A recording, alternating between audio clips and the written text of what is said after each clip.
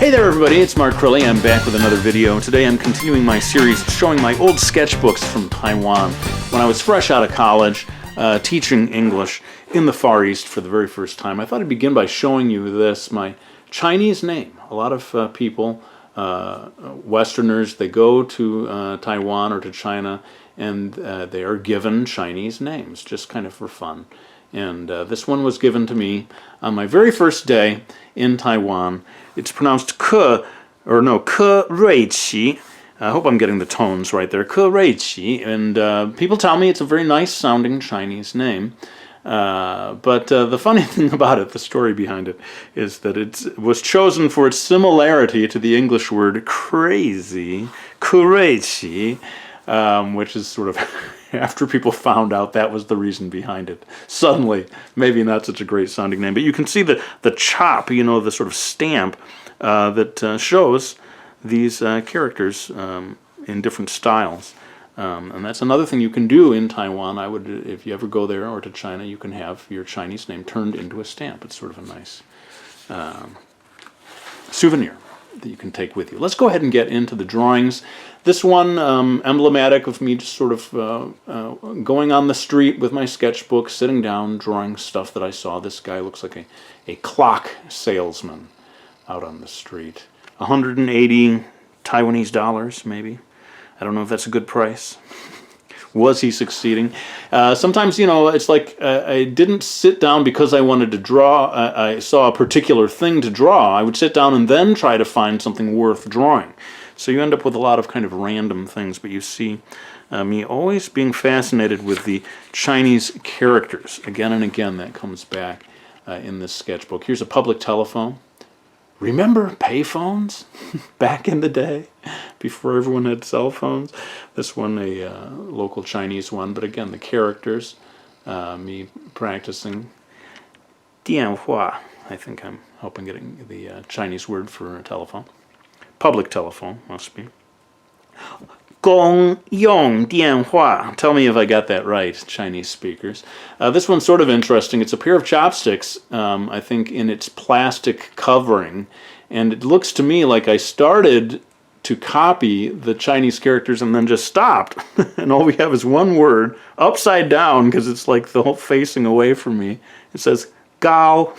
It probably said high quality chopsticks or something like that. I don't know. Anyway, over here, this is emblematic of a lot of the figure drawing I was trying to do at that time, trying to capture the figure in as few pen strokes as possible. You know, I wasn't doing any pencil preparation work. This is all just ink lines straight onto the paper. Me trying to get the proportions right on the very first go. And sometimes with success, sometimes with spectacular failure. The family that I was renting a room with had a kind of business selling flour and sugar. And at one point I was in one of their storage rooms maybe and just drew this stack of bags of brown sugar. And this is what you might call a portrait in patience, because you have to just write these letters over and over again. Not the most thrilling thing to draw, but I think it turned out all right. And this is probably from that same location. You know, in Taiwan, a lot of times the family business and the home were the same thing, you know. The people lived upstairs and the family business was downstairs, and oftentimes in the living room you saw boxes of the products and different things. I don't know if it's still the case, but there was a blurring of lines between the home and the business, I found, in Taiwan. I wonder if this is a box, an empty box of what would be the melon seeds, because I see the drawing of the melons. People would eat, you'd crack open and eat the inside of the melon seed while you had Chinese tea. And it's quite delicious. The two things go together quite nicely. And there's a television on top of a cupboard. So exciting. Let's move on to the next one. This one kind of unfinished, not much there. A drinking fountain with the number 13 on it. So fascinating. This one also looks like I started and then kind of abandoned. Maybe I had to get up and go, and people, hey, Guy Crilley, we're leaving. And I didn't get to put as much detail into this as I would have wanted to. But here's one that I had the time to finish, and I have kind of an interesting story here copying the calligraphy that was framed and hanging on the wall, almost certainly of somebody's home. And years later, when I was working on this book called Billy Click, Rogmasher Rampage, it was the second of a 2-book series, and I set this one in China, as you can kind of see from the front cover. And I needed some background elements, and I actually worked this in to this illustration here. You can see I just basically copied my own work. So sometimes the you of yesterday helps out the you of the future in terms of giving you reference. That you can hold on to your sketchbooks, folks. You can always use these things later on. I think this is actually a decorative holder of the brushes that you use for calligraphy. And this also taken from a different sketch of calligraphy that you might see later in this book in subsequent videos. But let's move on to this next one. Again, sort of undernourished. Looks like I didn't have a whole lot of time with this one, but you see the bamboo, which you definitely can't see in my home state of Michigan. I'm always fascinated by the beauty of bamboo. This is probably one of my favorite ones from all of the sketches that I ever did in Taiwan. I'm a little tempted to slice this one out of the book and have it framed. There's something nice about this one. You know I'm fascinated by roadside shrines, or these tiny little buildings. For me, kind of the smaller the better.